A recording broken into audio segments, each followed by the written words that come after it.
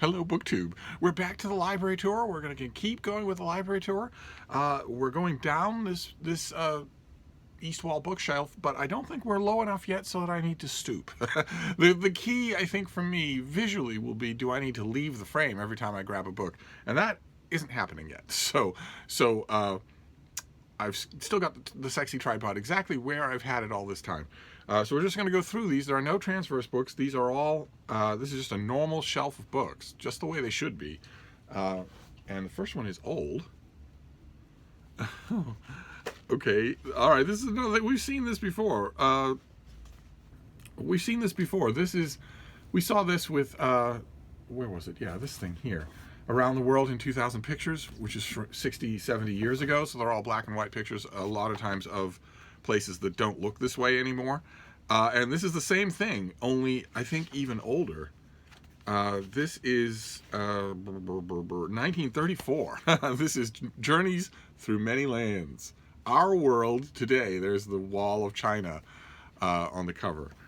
And I got this mainly because the the pictures are so great. It's got these old color maps that very wisely do not draw in nation borders, so that you don't have to worry about that changing. And it's got beautiful black and white photos of things that are long, long gone, places, people that are long, long gone, and that was enough for me to love it. But then I noticed all throughout the book that the child who had this book originally 100 years ago, had a kind of sarcastic sense of humor that I rather like, and drew on the pictures. This is me. I fell in love with that child right away, and so I kept the book. I go to it for a smile. All right, let's see. Okay, this next one is from 2016. This is Ted Levin's book, American Snake, about timber rattlers. All about timber rattlers. This is a classic example of a work of natural history, where the author studies a certain animal, tells you all about their world, their habits, their nature, their biology, their conservation, their preservation, all that sort of stuff. Some even a little bit about their folklore. I absolutely love works of natural history like this, regardless of what the animal is. I've been bitten by more timber rattlers than you have teeth in your head, so I shouldn't like reading about them, but I love this kind of writing. It's not a pleasant experience, and I'm pretty sure that no one listening to me has ever had it happen to them, but it's not a pleasant experience. Rattlesnake venom is really, really, it does a number on your body. It can't kill me. And it also can't severely inconvenience me. I will fully recover, and I will do it on my own without medical help. But still, that isn't true for most people. Some people have to go through rehab when they've been bitten by a rattlesnake. And timber rattlers aren't like a lot of other poisonous snakes in the United States. They don't require much to get them to bite you. They're like most other animals in the American plains, where they're always in a bad mood. And if you lived in a gigantic place with horrible weather and no water, you'd always be in a bad mood too. Oh boy. Okay, this next one is great. It is great. It is part anthology, part memoir, part memorial. It's The Woman at the Washington Zoo by Marjorie Williams, who wrote political profiles. She was a political personality writer of unbelievable insight and amazing rhetorical power. And this is a collection of her work, and the reason why I'm not celebrating is because it's also a memoir of her, because she got cancer and died, and she knew the end was coming and wrote about it. There's a piece in here. All the pieces in here are just terrific, but there is a piece in here. Let me see. I want to get the name of it exactly right. Yes, The Halloween of My Dreams will break you down into tears, no matter who you are, no matter what you think of books like this. It is unbelievable. It's just unbelievable. So actually, I should show you our author, shouldn't I? She was. That is our author, and this is her book. And it is a great book. It's just not the kind of book you wish that an author would ever produce. Oh, okay. All right. This next one is an author we saw just yesterday. This is Robert Finch. I said that I absolutely love reading him about Cape Cod, and this is a book of his on Cape Cod. This is Common Ground. He wrote a bunch of others. This one is just one that I have. I'm pretty sure there are plenty of his that I don't have, which is a scandal. I should have them all. But I go back to him, especially go back to him in late summer, which is now, unfortunately, completely past. I go back to him and other writers in late summer because in late summer I think about the Cape. I sort of, long for it. I think about the Cape and I long to be back there. I long to spend some time there. Okay. This next one is also, I think, from 2016. No, early 2017. This is Bill Shutt's book, Cannibalism. This is awesome. Absolutely awesome. In which he takes the taboo subject of cannibalism and trots it out into the front parlor to let you know that cannibalism is absolutely rampant in the animal kingdom, that animals eat their own all the time. And he's a fantastic writer, fantastically engaging writer. So any queasiness that you might have at the beginning is gone before you're a quarter of the way through the book. And it kind of sort of makes sense. I mean, animals tend to, especially, so-called lower order animals that tend to produce great clouds of young. Great gigantic crowds of them. And that is easy protein. That is easy defenseless protein for other members of the same species who are going to be right there when the crowds of young are produced and, who might be hungry. So, I thought it was just fascinating. I absolutely loved it. I have, sometime when you are here and we are drinking, I will tell you a longer story about it and an editor of mine at the time. I really, really wanted to review the thing and nobody wanted to touch it with a 10-foot pole. All right. This next one is the great David Attenborough. This is his, what I consider to be his best book, The Life of Birds. I also consider this to be, I know this is heresy, but I also consider it to be his best dramatic series. These books are always done as companions for his dramatic series. And it's heresy now to say that anything other than Life on Earth is his great masterpiece, but nevertheless, I think this is better both in terms of a televised product and in terms of, or not, did I say Life on Earth? I meant Planet Earth. Planet Earth is, the visuals alone, it's incredible. But I think there's more heart. I think there's a little more heart in The Life of Birds. Although they're all great. You can't go wrong with a giant David Attenborough special. Oh, okay, all right, this is much earlier. This is his book, Life on Earth. I really should have all of his books.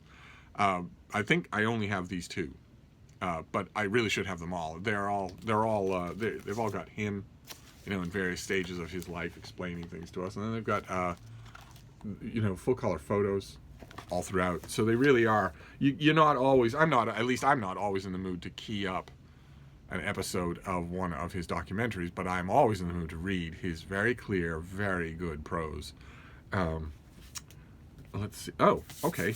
All right. This next one is, this is a Penguin very illustrated edition of Suetonius, The Lives of the Caesars, by the translation by Robert Graves. This is, Penguin did, not Penguin, who is this? I could have sworn this was Penguin. The back says Welcome Rain Publisher. I don't believe that for a second. This is Penguin. The cover to this one, I taped over this to reinforce it because it was falling apart. But the cover is a painting by one of my favorite painters, Sir Lawrence Alma-Tadema. That is the folklore that the Praetorian Guard found Claudius hiding behind a curtain and made him emperor. He was hiding because he thought they were going to kill him too. So we'll just, it's a very good story.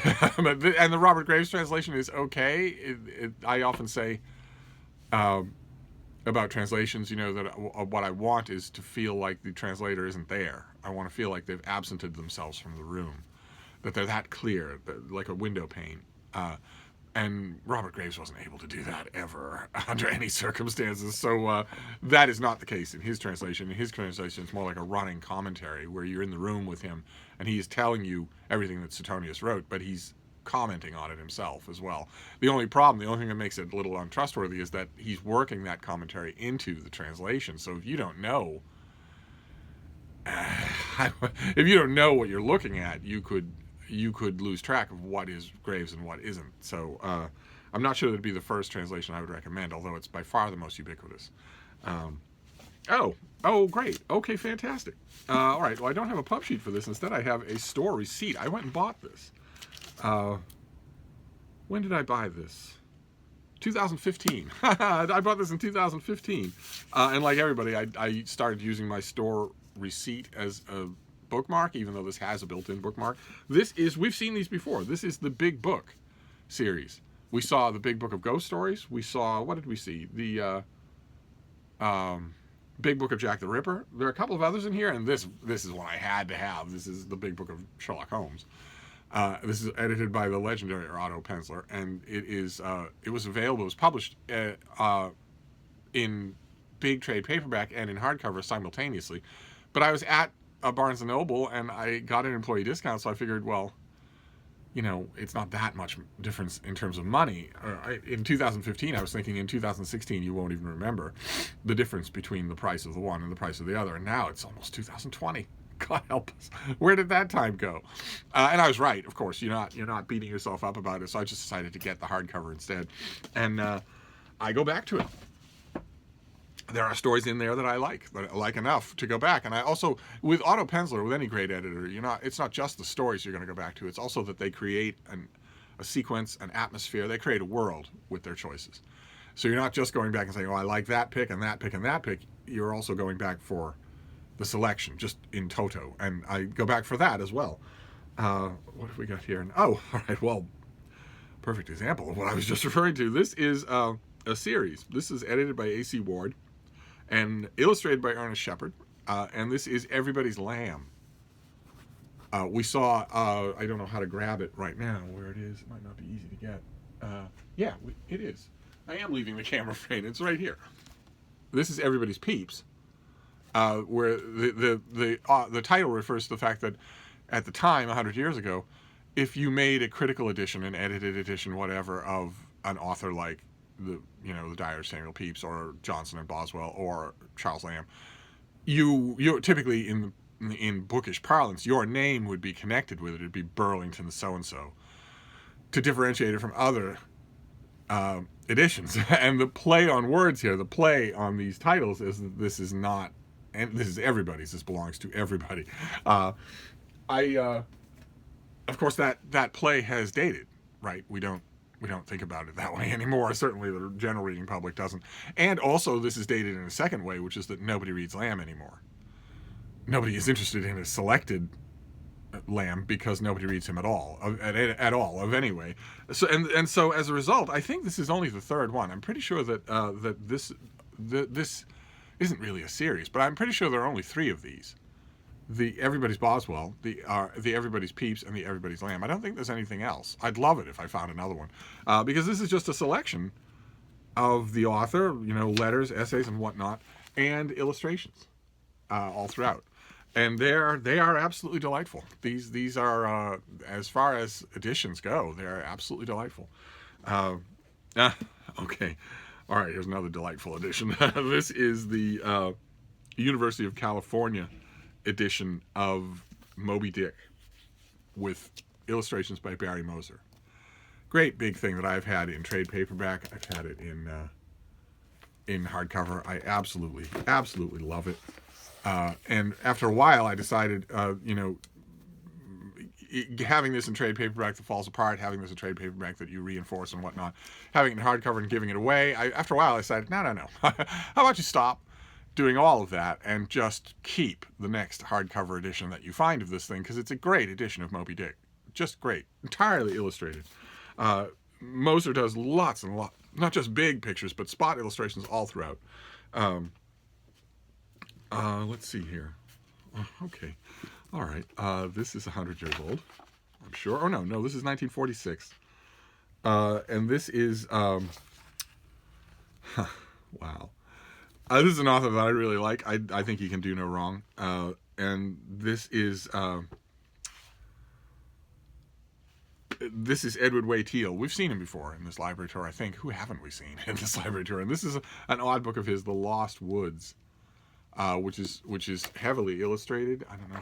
Yeah, it's heavily illustrated in black and white photos.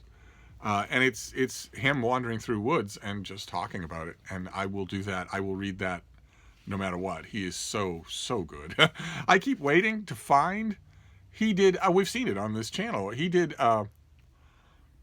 quartet of books where he follows the different seasons all throughout the country to see what they're like in different states, different places, different latitudes, and whatnot, and wrote a book about each one. And as soon as I get them, one of you will ask me, and I'll give it away. And I'm waiting now to find all of those 4 books, preferably in nice old hardcovers with their musty dust jackets, and just keep them, for this room.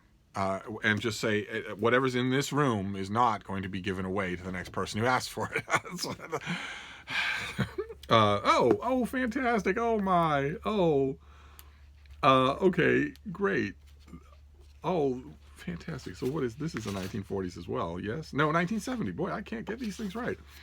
This is a fantastic illustrated edition of wild animals of American wild animals. This is Alive in the Wild, done by. You've got a photograph on the cover, but inside you've got this great artwork. Just the animals are all characterized by artwork all throughout here. Look at these things; they're just beautiful. That's a pretty horrifying picture. I don't want to meet one of those in the wild, believe me. But look at these things; they're just lovely. And if you don't find this at a used bookstore or a flea market of some kind, moldering away in somebody's attic, you'll miss out on all this great stuff. This is not only great artwork, but great writing about these animals as well. And you'll just miss out on it. You just won't know that it's there. This enormous labor of love. And it's not in print. It never will be again. So you have to find these things. That's what I love about used book hunting, except when it's 35 degrees Fahrenheit. When it's 35 degrees Fahrenheit, then Steve likes to curl up on the couch in the sun with the bean. All right, this next one is huge. Oh my, okay. Oh goodness gracious. All right, this is the Belknap press, or the Harvard University Press. This is the trade paperback. I have this as in its hardcover. It's gigantic, absolutely gigantic. This is over 1,000 pages long, I think. No, this is 1,000 pages long. This is Evolution, the first 4 billion years. Just a gigantic thing that takes you through. It has charts and graphs and whatnot, but it's mostly just blocks and blocks of prose, of pieces edited by evolutionary scientists and biologists and geologists and whatnot, on their fields, talking about what's going on. And the thing about a book like this is, I love it. I absolutely love it. I also like the way that looks on the shelf. But the thing about a book like this is that the science doesn't stop. Science keeps refining. More fossils are found, new fossils are found, new theories are put forward and rigorously tested. So I have a thing like this just because I wanted a big fat book on evolution, but I could easily have another today. I mean, this thing, when did this come out? 2009. 2009 this came out. I believe I reviewed it when it came out as a big doorstop hardcover. If I did and I can find it, I will leave links down below to everything that I wrote about in the past. That's become a part of my day with these library tours. Okay. This next one you have heard me praise many, many times, including in a nonfiction starter kit. This is The Ancestor's Tale by Richard Dawkins, which is all about evolutionary stories. It's a great big thing, and it's all about evolutionary stories, and it is so good. It is just so good. It is a great, memorable, paradigm-challenging story on every page. It's one of those books that is just an every-page delight. I love it. I go back to it all the time. Okay, here's another one I go back to all the time. Good Lord. Talk about, wow, one of the themes going through here is great anthologies that were put together to be great. And this is one of those. This is Catherine Washburn, John Major, Clifton Fadiman. Actually, it's Catherine Washburn who did most of the work. This is this is World Poetry, an anthology of verse from antiquity to our time. And it's another great big thing. It is a terrific poetry anthology, as you can tell. I have tons of reminders to myself all throughout here. This is just a terrific poetry anthology with lots of really challenging, interesting translations where they're necessary. There's lots of translated stuff from all kinds of cultures, all kinds of time periods, but not galumphing conservative translations. So it's just the editor's care and love is evident all throughout the book, which I love in an anthology. I really appreciate when editors do that, as opposed to just slapping something together to make a deadline. Although for all I know, they did. Man, it's just striking me that way. And then the last book that we're looking at here, oh no, the last book does not belong here. The last book belongs over with the books on books. Well, I will rearrange this whole thing in the new year. This is by the great Randall Jarrell, the late great Randall Jarrell. This is No Other Book, collection of essays and whatnot, literary essays. He was one of a kind. Walt Whitman, Wallace Stevens. He writes about the woman at the Washington Zoo. Robert Frost. Wow. Okay. He's a fantastic poetry critic. Even if you don't like the poet that he's writing about, you're still going to learn a lot and be thrilled by the beauty of his language. He's a fantastic poet, critic just in general.